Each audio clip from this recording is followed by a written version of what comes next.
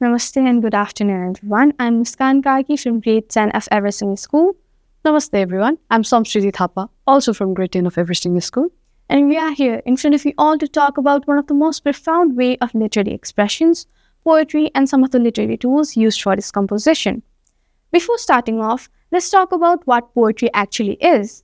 As famously asserted by Robert Frost, poetry is when an expression has found its thought and the thought has found its words. So now let's talk about what poetry actually is. Poetry is one of the oldest and most profound form of literature, born from the human desire to express feelings, emotions, some of which are usually not able to be told by words itself.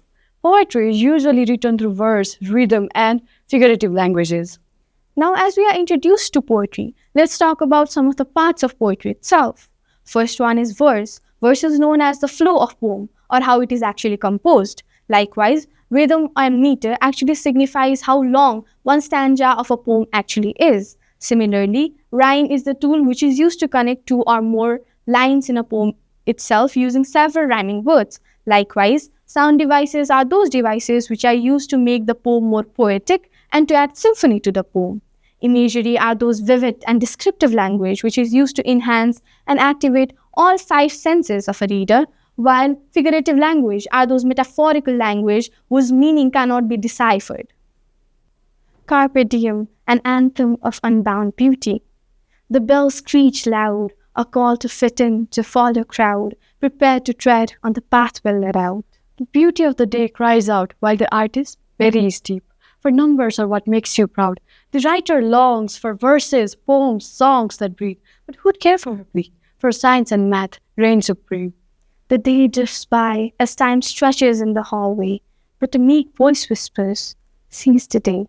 We can be more than lessons learned in deafening silence, more than exams, grades, and fear of hindrance.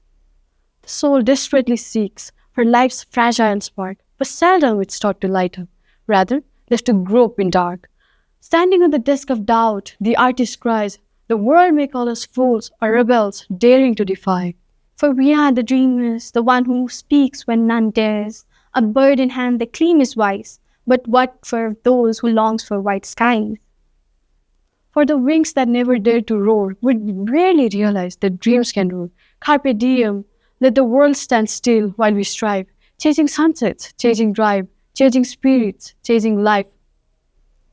O Captain, my Captain, set us free from chains of calm conformity. Let there be fire, let there be sea. Let minds become what heart aims to see. As we have now recited the poem itself, let's talk about some of the literary tools used for the composition of this poem. The first literary tool used for this composition is personification. Personification is the tool which is used to attribute human characteristics to non-animate, non-human objects or just abstract ideas. An instance of using personification in this poem itself is the phrase, "the bells screech loud." In this line, screech actually signifies screaming out loud or crying out loud, but knowing that bells is an inanimate object, we know that it cannot cry out loud, but it ringing out loud is actually signified through screeching itself. Likewise, another instance of using personification is "the beauty of the day cries out" and the verses, poems, songs that breathe. So now let's go to another sound devices we have used in the poem, anaphora. Anaphora, in simple words, refers to the repetition of a word or a phrase in the beginning or in the end of a sentence or a verse itself. In the poem, we have this line, "to fit in, to follow crowd." If you are noticing, the word "to" and "to" has been repeated, therefore signifying it an anaphora. Chasing sunset, chasing drive. Here as well, chasing sunset and chasing drive. The word chasing has been repeated. The instance of using anaphora in a poem is that it allows the poem to feel more metaphorical and to make it more rhythmic. So now let's talk about one of the most popular literary devices used in a poem, metaphor. Metaphor, in simple words, refers to the comparison between two words, two opposite words without the use of word like or as. In the poem, we have the words path well laid out. Here, path well laid out signifies a path that has been created, crafted from centuries for people to walk on. It signifies that as a students, we are taught to follow the path that has been laid out by our ancestors for us. We are taught to be engineers, doctors, and not what we aim to be. Similarly, desk of doubt. We all know no desk is made of doubt, right? It would crash if it were. Here, the desk of doubt signifies that a person has fears, has problems, has problems of their own, which they usually do not share to the world. And that problem usually overcomes their life. It tries to take their own life, and it doesn't give them control of their life. Similarly, chains of conformity. Now, if you are a big fan of poetry, then you might have noticed this chains of conformity a lot. Here, chains of conformity means there's no uniqueness in the world itself. Everybody is a doctor, everybody is an engineer, everybody does what the society wants us to do. But what of those who want to become what their heart aims to be? What of those who want to follow their dreams, to follow what their mind aims?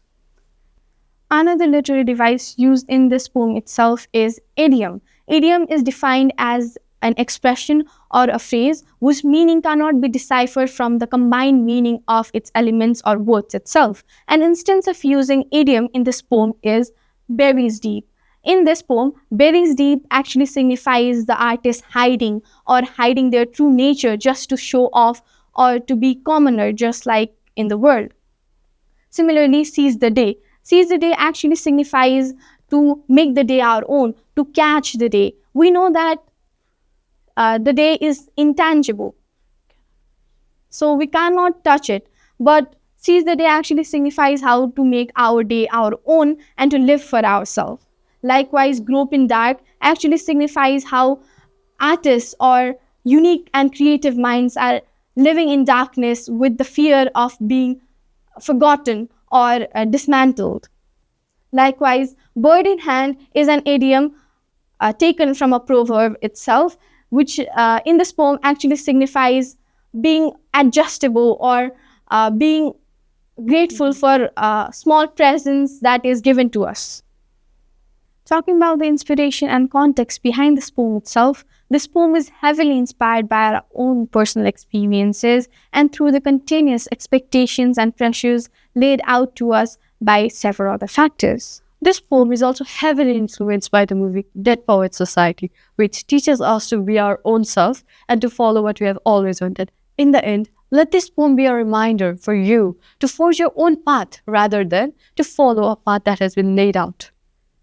In the end, since we are near the end of the presentation, I would like to end this short presentation with an African proverb. When death finds you, I hope it finds you alive. Thank you. Thank you.